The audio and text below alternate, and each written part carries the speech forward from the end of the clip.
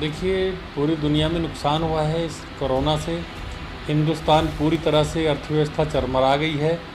पूरे देश में इस वक्त सारा लॉकडाउन होने के बाद पूरा उद्योग जगत हाहाकार में है।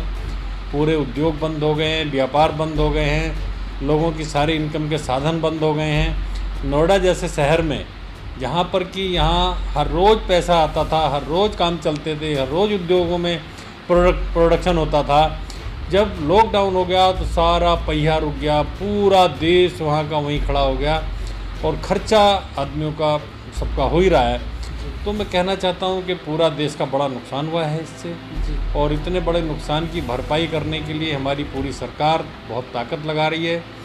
और पूरा उद्योग जगत, व्यापार, सभी लोग इस तरह से डूब गए हैं कि दोबारा खड़ा होने में कम से कम, पुरानी पटरी पे आने में कम से कम 5 से 10 साल लगेंगे लोगों को। सर, आर्थिक पैकेज की जो बात कही जा रही है, कैसे आपने समझा इस आर्थिक पैकेज को, कितना राहत देगा? देखिए, आर्थिक पैकेज सरकार ने दिया है, किसको मिलेगा, कैसे मिलेगा, कहाँ जाएगा, वो सब अभी अंधेरे में, वो सब हमारी समझ से बाहर है। मैं तो ये कहना चाहता हूँ, सरकार को अगर उद्योग जगत को खड़ा करना है तो उद्योगों को बढ़ावा देने के लिए कम से कम लोगों के बिजली के बिल 1 साल तक के माफ़ कर दे, लोगों के पानी के बिल 1 साल तक के माफ़ कर दे, लोगों के ESI PF में रिलीफ कर दे, लोगों को GST कम से कम 2 साल तक के लिए माफ़ कर दे। मैं समझता हूँ कि हमारे उद्योग दोबारा खड़ा हो जाएंगे, क्योंकि हमें ये नहीं पता कि हमारा माल बनेगा या नहीं बनेगा, वो बनने के बाद बिकेगा या नहीं बिकेगा, कच्चा माल हमें मिलेगा या नहीं मिलेगा। सबसे बड़ी समस्या यह है कि जब हमारा माल बिकने की कोई गारंटी नहीं है, पैसा मिलने की कोई गारंटी नहीं है, तो लेबर को पैसा कहाँ से देंगे, बिजली का बिल कहाँ से पे करेंगे, पानी का बिल कहाँ से पे करेंगे, डीजल पेट्रोल कहाँ से देंगे, GST सरकार को कहाँ से देंगे। हमारी जो लेबर है उसको ESI PF देने की बात कर रहे हैं। सरकार ने अभी 100 लोगों एम्प्लॉयज होने पर उसको रिलीफ दिया है। मैं कहता हूँ 100 लोगों में कितनी बड़ी उद्योग चल पाएगा। कम से कम 1000 वर्कर तक अगर किसी के पास होते हैं तो उसको ESI PF से छूट मिल जानी चाहिए। अगर किसी की 100 करोड़ के टर्नओवर की कंपनी है तो GST से उसकी छूट मिल जानी चाहिए।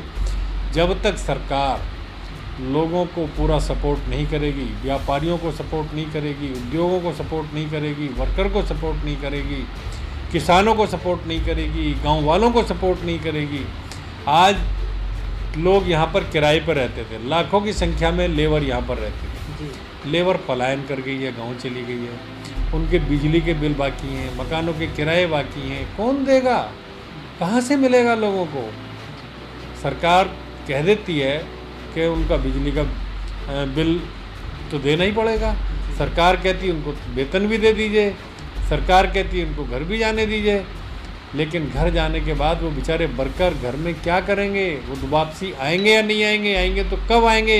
लगता है कि 5 साल से कम में हमारे देश का उद्योग जगत खड़ा हो पाएगा और देश की अर्थव्यवस्था पूरी तरह चरमरा गई है। जब तक सरकार इन उद्योगपतियों को, इन व्यापारियों को, इन किसानों को डायरेक्टली बेनिफिट नहीं देगी, तब तक ये खड़े नहीं हो पाएंगे। इनडायरेक्ट में आप 20 लाख करोड़ दे दीजिए, 50 लाख करोड़ दे दीजिए, अभी उस पर तो असमंजस बना हुआ है। हमें तो पता ही नहीं है कि 20 लाख करोड़ में हमें क्या मिलेगा, हमारे उद्योगपतियों को क्या मिलेगा, तो वो सारी चीज़ें अंधेरे में हैं। मैंने जो कहा है कि डायरेक्ट में आप उद्योगपति को GST से रिलीफ दे दीजिए, ESI से दे दीजिए, PF से दे दीजिए, बिजली के बिल से दे दीजिए और दूसरे टैक्सेशन से दे दीजिए। आप उन लोगों को अगर बेनिफिट देंगे तो वो उद्योग खड़े हो पाएंगे।